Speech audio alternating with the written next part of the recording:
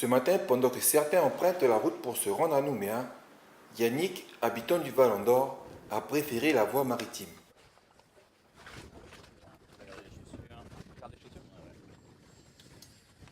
Et on m'a dit qu'on pouvait plier la trottinette dans le bateau, donc voilà, on va essayer. Aujourd'hui il fait beau, il n'y a pas de vent, parfait. Il est 8 heures, c'est la troisième navette depuis ce matin. Avec une météo clémente, le temps du trajet est de 45 minutes d'après le pilote, au lieu d'une heure aux heures de pointe sur le réseau routier. Avec deux allées quoi. Il y en a 4, 6 heures, 6 heures et demie. Ah d'accord. Là c'était juste à titre informatif. Mais on va sûrement y adhérer. Et par contre, on va peut-être au niveau des horaires, on va mettre peut-être une ou deux navettes de plus pour 7h30 et 8h. Parce que faire une navette à 8h30, 45 minutes de trajet, ça vous fait arriver à Nouméa à 9h15. Les gens ne travaillent pas vraiment à 9h15, 9h30. En phase d'essai sur une période de 4 mois, ce nouveau moyen de transport coûtant 280 francs l'aller peut accueillir jusqu'à 12 personnes. Il présente déjà une amélioration. Le problématique de la navette lorsqu'il y avait les problèmes de Saint-Louis, c'est qu'on nous déposait à Boulary et après il fallait se débrouiller pour aller sur Nouméa. Donc soit prendre le bus, soit à ce moment-là avoir la chance d'avoir quelqu'un qui a une voiture qui vient vous récupérer pour Nouméa. Arrivés à Port-Moselle, les passagers ont dû emprunter les transports urbains existants. Dès septembre, les usagers pourront utiliser le pass Tanéo pour les navettes maritimes et les bus. La rivière de Naouna, ça c'est la rivière de Naouna. La Naouna est un des cours d'eau qui se jette dans la grande rivière de Ponéréouin. Celle-ci, Gérard la connaît bien, elle passe dans sa tribu. Si aujourd'hui l'eau est claire à Goa, lors d'épisodes de fortes pluies, sa couleur est rouge. Un constat de plus en plus fréquent qui inquiète le jeune homme. La semaine dernière, elle était bien rouge. Puis on a constaté la semaine passée qu'il y avait des poissons qui flottaient. Peut-être qu'ils sont asphyxiés par cette poussière. Il faudra faire quelque chose parce que nous, on est emmerdés à la tribu avec cette poussière-là. On n'a presque plus de poissons. Flamenco, Lutetia, voilà, ici. Là, la tribu de Waté, là-bas. Là. Naouna, il est là. Naouna, il est là. Il est là. C'est celle qui est produite par les mines. Là. Voilà le Lutetia, là. C'est ça qui produit. Cette couleur rouge, la Naouna la doit à une ancienne activité minière. Les mines de Flamenco, Régula et Lutetia sont situées dans la chaîne centrale. Des concessions à ciel ouvert exploitées dans les années 60 jusqu'en 1972. Le dossier a été pris en main par le Fonds Nickel. Donc on est dans le cadre de travaux de réparation. Donc la réparation pour éviter que la pollution s'accentue. Une pollution qui pourrait aujourd'hui impacter les activités minières présentes sur la commune de Ponéréouin. Des demandes d'autorisation d'exploitation sont en cours pour la mine Balande à Monéo. L'inquiétude qui est relevée depuis une génération maintenant avec cette pollution nous amène à nous, aux responsables politiques, de nous poser la question sur la pertinence de continuer à poursuivre dans ce sens-là, dans le sens d'ouvrir des nouvelles exploitations minières. Dans quelques jours, des travaux débuteront sur les anciens sites miniers de Flamenco, Régula et Lutetia. Terrassement pour la réhabilitation des zones dégradées et gestion des eaux sont prévus.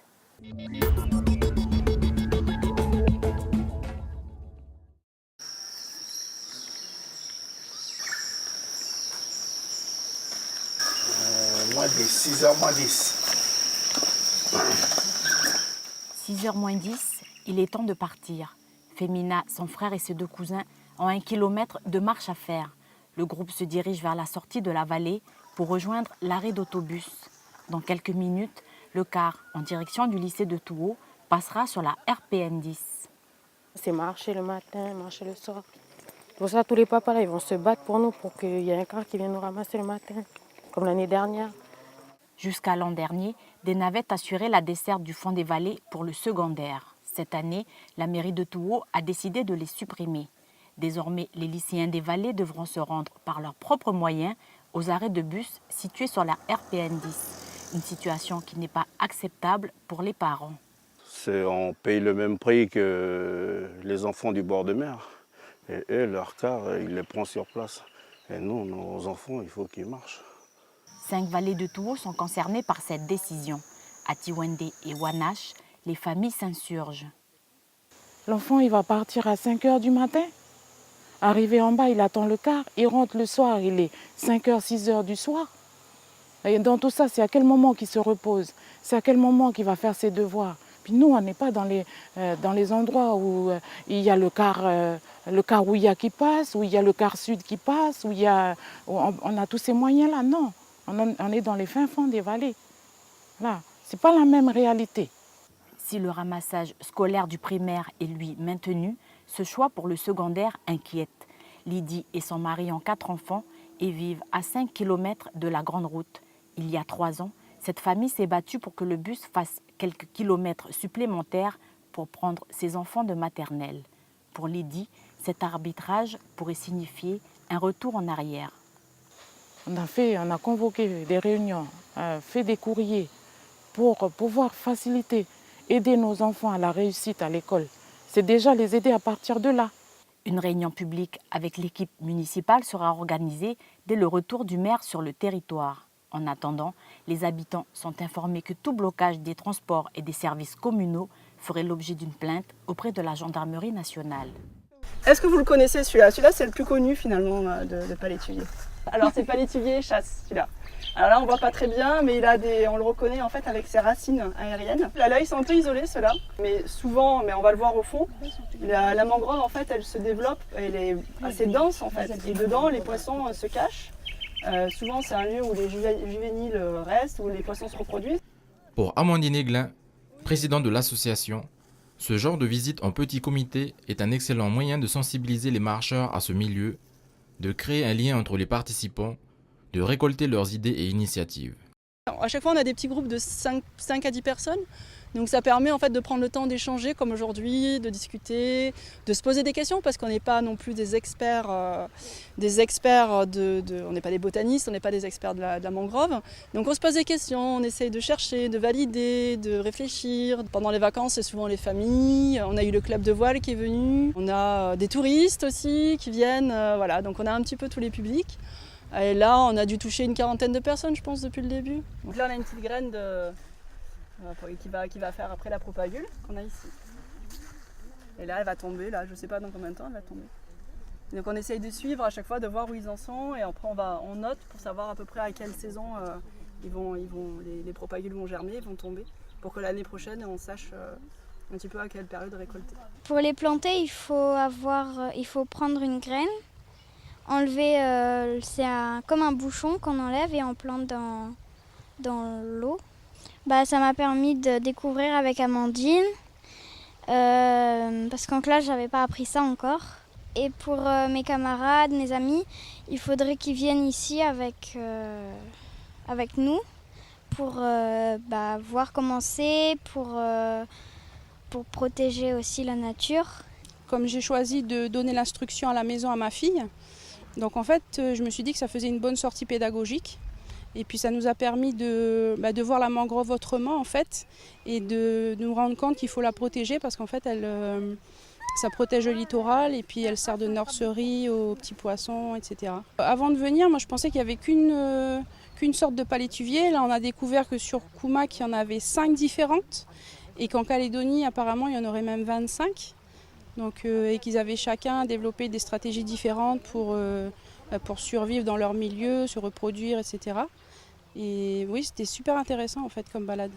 La balade est super agréable parce que tout est plat et c'est très bien balisé. Et on peut venir avec des petits-enfants, c'est pas fatigant et tout, c'est vraiment intéressant. Ces propagules mises en pépinière à la tribu de Wanap seront plantées entre mars et avril prochain. Le sentier devrait être inauguré au mois de mai lors d'une journée village organisée par l'association à destination de la population de Koumak.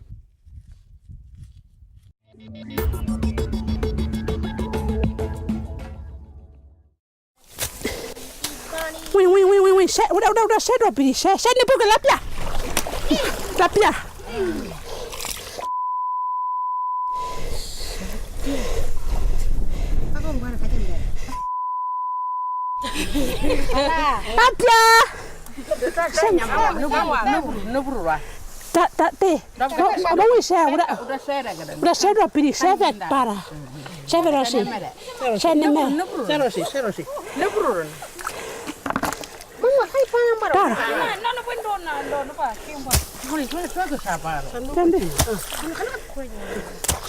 Shara nendo.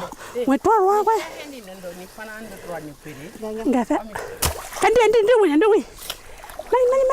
Mani. Fa. 1, 2,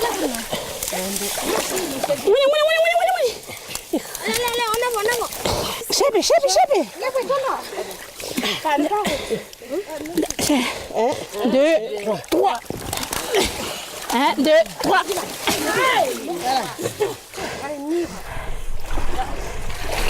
Kamu kendia homa inodi nebwe.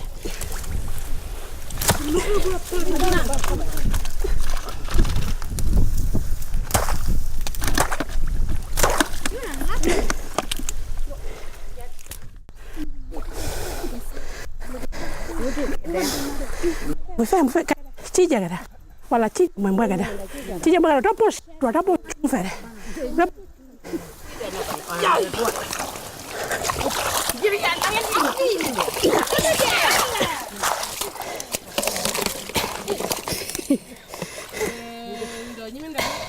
Shambuja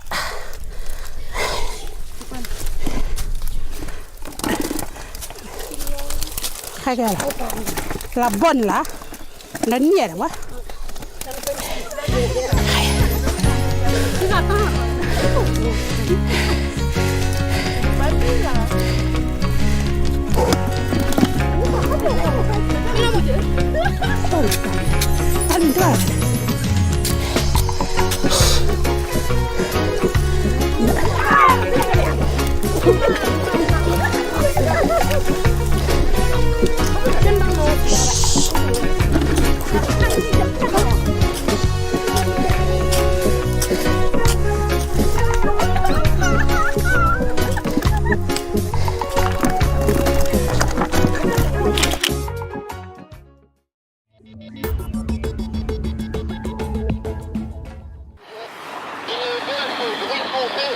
Comme là, c'est une opération carton jaune. Si vous voulez que l'amende elle soit pas mise, vous allez suivre ce stage le 23 mars, le stage carton jaune. J'ai choisi la deuxième option. Je suis la formation. Parce que je trouve que c'est une bonne solution de faire payer, parce que c'est cher quand même de payer 10 000 francs pour dépasser de 10 à 20 au-dessus. Vous avez deux solutions. Je vais vous remettre une convocation pour un stage à la sensibilisation routière qui se tiendra le samedi 23 mars à partir de 10h30. Vous vous présentez sur place, le timbre amende que je vais vous donner va s'annuler si vous suivez ce stage-là. Est-ce que vous êtes d'accord?